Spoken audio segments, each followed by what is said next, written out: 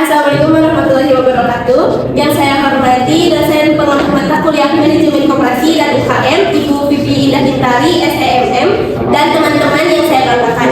Pada video kali ini, presentasi akan membahas topik mengenai konsep dan jenis-jenis koperasi yang merupakan bagian penting dalam memahami peran koperasi sebagai salah satu pilar perekonomian nasional, khususnya dalam bentuk kesejahteraan anggota dan penguatan ekonomi kerakyatan. Presentasi ini akan disampaikan oleh kelompok 4 yang terdiri dari Lutfi Hoiri Azkia, Dewi Amalillah Putri, Rizky Safwan Ramdan, dan Haikal Inayah Saleh.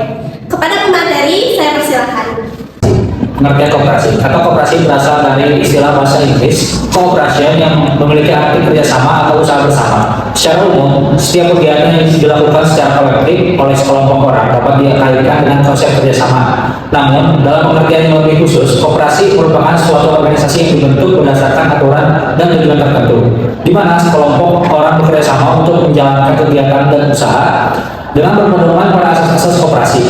Yang kedua, prinsip-prinsip koperasi. Berdasarkan pasal 5 Undang-Undang Republik Indonesia Nomor 25 Tahun 1992 tentang perkoperasian, koperasi dijalankan dengan beberapa prinsip utama yang menjadi pedoman dalam pelaksanaan kegiatan usahanya.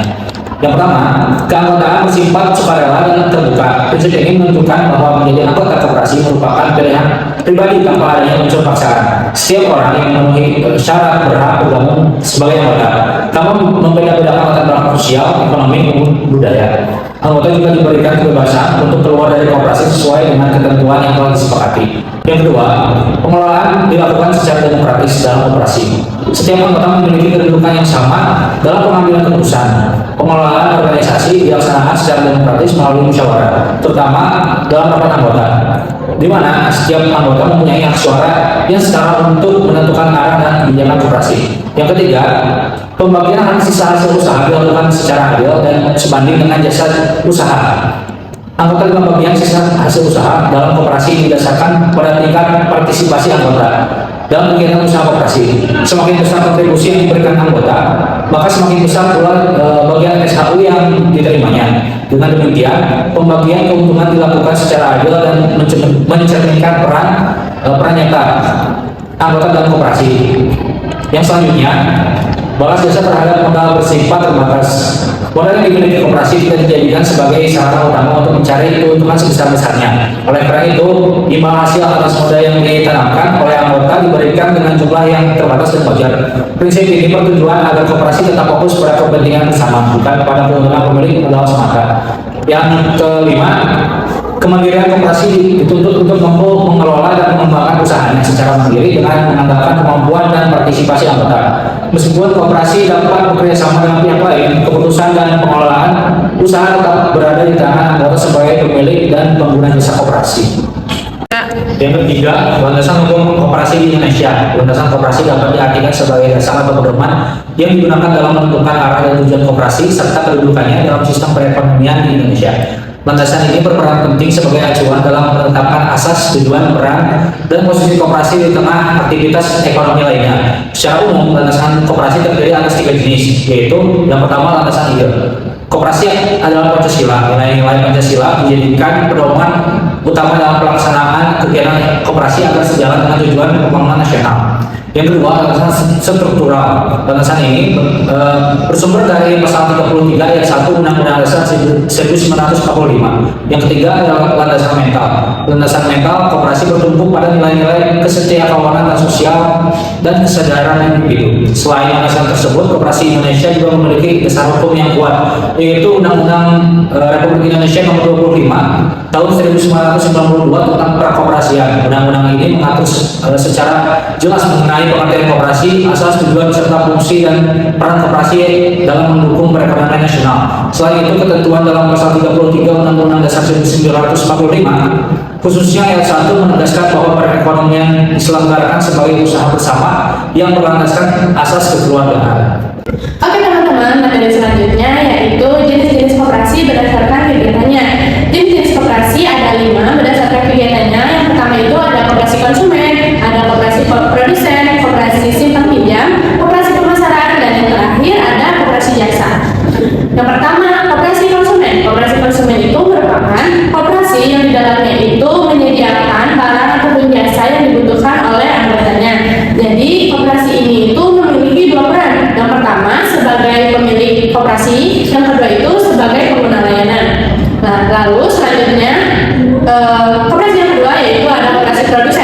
Koperasi produsen merupakan koperasi yang di dalamnya itu terdapat anggota-anggota yang sebagai para produsen. Nah, mereka sebagai produsen itu, anggota koperasi produsen mengolah bahan baku menjadi barang jadi sehingga barang tersebut menghasilkan keuntungan.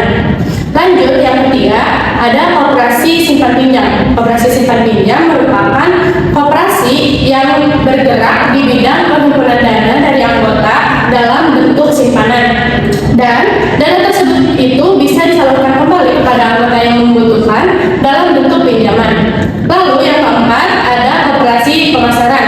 Koperasi pemasaran itu merupakan koperasi yang dibentuk untuk membantu anggotanya dalam memasarkan produk ataupun jasa yang mereka hasilkan. Lalu untuk koperasi yang terakhir yaitu ada koperasi jasa. Koperasi jasa bergerak di bidang pelayanan jasa dan anggotanya itu memiliki beberapa peran seperti pemilik koperasi, seperti pengguna layanan dan penyedia layanan. Materi selanjutnya yaitu organisasi koperasi. Organisasi koperasi ada 4. Yang pertama itu ada rapat anggota, yang kedua ada pengurus, yang ketiga ada pengawas, dan yang terakhir yang keempat ada pengelola ataupun manajer. Yang pertama, rapat anggota. Rapat anggota merupakan pemegang kekuasaan tertinggi di dalam sebuah koperasi dan semua anggota itu memiliki hak yang sama. Yang pertama itu mereka dapat hadir di dalam sebuah rapat, dan yang kedua itu mereka memiliki ketika memiliki pendapat mereka dapat untuk mengutarakannya. Yang ketiga, mereka juga dapat memberikan suara mereka pada saat rapat. Dan di dalam rapat anggota itu memiliki wewenang untuk yang pertama menetapkan anggaran dasar anggaran rumah tangga koperasi, yang kedua itu memilih dan memberhentikan pengurus serta pengawas, yang ketiga itu menetapkan kebijakan umum dari koperasi, dan yang terakhir mengesahkan laporan pertanggungjawaban dari pengurus. Yang kedua ada pengurus. Pengurus merupakan pelaksana kegiatan yang ditetapkan di dalam sebuah rapat anggota dan dipilih oleh anggotanya itu sendiri. Tugas dari pengurus yang pertama itu mengelola koperasi dan usahanya, yang kedua itu menyusun rencana kerja dan anggaran, yang ketiga itu menyelenggarakan rapat anggota, dan yang terakhir itu bertanggung jawab atas kelangsungan koperasi dan usahanya. Lanjut, yang ketiga itu ada pengawas. Tugas pengawas itu mengawasi jalannya kegiatan yang diselenggarakan oleh pengurus. Nah, tugas pengawas itu ada 3. Yang pertama itu mengawasi jalannya organisasi, yang kedua mengecek memeriksa pembukuan ataupun keuangan, yang ketiga itu memberikan hasil laporan pengawasan kepada anggota, dan yang terakhir ada pengelola ataupun manajer. Mereka itu merupakan bertanggung jawab kepada pengurus dan bekerja sesuai jangka waktu yang telah ditentukan. Ini tujuannya itu untuk lebih mengefisienkan waktu di dalam koperasi. Baik, selanjutnya saya akan menjelaskan tentang hak dan kewajiban anggota koperasi. Pada dasarnya, hak dan kewajiban itu adalah 2 hal yang tidak bisa dipisahkan. Artinya, ketika anggota sudah melaksanakan kewajibannya, maka anggota tersebut bakal mendapatkan haknya. Hal ini penting karena koperasi berjalan berdasarkan partisipasi aktif anggotanya. Pertama, kita bahas hak anggota koperasi berdasarkan Undang-Undang Nomor 25 Tahun 1992. Setiap anggota koperasi memiliki beberapa hak utama. Anggota berhak menghadiri rapat anggota, menyampaikan pendapat, dan memberikan suara dalam pengambilan keputusan. Selain itu, anggota juga berhak memilih dan dipilih menjadi pengurus ataupun pengawas koperasi. Dan juga, anggota koperasi berhak memanfaatkan layanan koperasi dan mendapatkan pelayanan yang sama dengan anggota lainnya. Tidak ada perbedaan perlakuan. Selain itu, anggota berhak memperoleh informasi mengenai perkembangan koperasi, baik dari sisi usaha maupun keuangan. Lalu, sesuai dengan ketentuan yang berlaku, selanjutnya kita masuk ke kewajiban anggota koperasi. Setiap anggota wajib mematuhi anggaran dasar dan anggaran rumah tangga koperasi serta keputusan yang telah disepakati dalam rapat anggota. Ini penting karena anggota merupakan pemegang kekuasaan tertinggi dalam koperasi. Selain itu, anggota juga wajib berpartisipasi aktif dalam kegiatan usaha koperasi. Artinya, anggota tidak hanya teratas secara administratif, tetapi juga ikut menggunakan mendukung usaha koperasi. Kewajiban lainnya adalah menjaga menggunakan semangat kebersamaan serta asas kekeluargaan, karena koperasi dilakukan atas dasar gotong royong. Jadi, kebersamaan koperasi sangat bergantung pada keseimbangan antara hak dan kewajiban anggotanya sebagai aktif anggotanya, dan kewajibannya pantas paling besar hal yang akan diambil atau dilakukan oleh para anggota tersebut. Sekian pengumuman saya, lanjut dilanjutkan oleh rekan saya. Oke, selanjutnya ada peran koperasi dalam pemberdayaan ekonomi masyarakat. Koperasi memiliki peran strategis dalam pemberdayaan ekonomi masyarakat, khususnya bagi kelompok ekonomi lemah dan pelaku usaha kecil. Bagi badan usaha yang berlandaskan atas kekeluargaan, koperasi tidak hanya berorientasi pada keuntungan, tapi juga pada kesejahteraan anggota dan masyarakat. Menurut Bang Agus Sumantri dan Erwin Putra Permana, serta Nini Budayandi, peran koperasi dalam pemberdayaan ekonomi masyarakat antara lain sebagai berikut. Yang pertama, meningkatkan kesejahteraan anggota koperasi, memberikan manfaat ekonomi langsung kepada anggotanya melalui pembagian hasil usaha, pelayanan simpan pinjam, serta penyediaan barang dan jasa dengan harga yang terjangkau. Hal ini membantu anggota memenuhi kebutuhan hidupnya dalam ekonomi dan meningkatkan antara penduduk. Lalu yang kedua, memperluas akses permodalan melalui koperasi.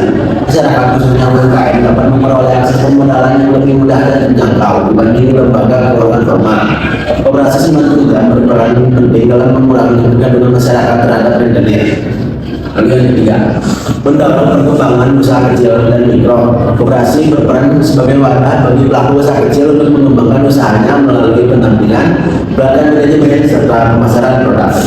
Menurut Dana Purwaningsi, koperasi dapat menjadi sarana kolektif untuk dalam meningkatkan daya saing produk UMKM. Lalu yang keempat, menciptakan lapangan kerja dengan berkembangnya usaha koperasi. Akan tercipta lapangan kerja baru, baik bagi anggota maupun masyarakat sekitar. Hal ini berdampak positif dalam mengurangi pengangguran dan meningkatkan pendapatan masyarakat. Lalu yang kelima atau terakhir, membangun ekonomi berbasis kerakyatan. Koperasi berperan dalam mewujudkan sistem ekonomi kerakyatan yang adil dan berkelanjutan. Melalui prinsip kebersamaan dan demokrasi ekonomi, koperasi menjadi alat untuk pemerataan pembangunan dan pengurangan kesenjangan sosial. Sekian dari saya. Nah, itu dia materi mengenai konsep dan jenis-jenis koperasi. Jadi, untuk kesimpulannya, koperasi merupakan badan usaha yang dibentuk atas dasar kerjasama dan asas kekeluargaan dengan tujuan meningkatkan kesejahteraan anggota, dikelola berdasarkan prinsip bersama, demokrasi, dan keadilan, memiliki landasan hukum serta struktur organisasi yang jelas, menjalankan usaha sesuai kebutuhan anggota, mengutamakan hak dan kewajiban anggota sebagai kunci keberhasilan, serta berperan dalam pemberdayaan ekonomi masyarakat dan penguatan ekonomi kerakyatan. Selanjutnya akan ada kuis dari materi ini. Kuisnya bisa di-scan di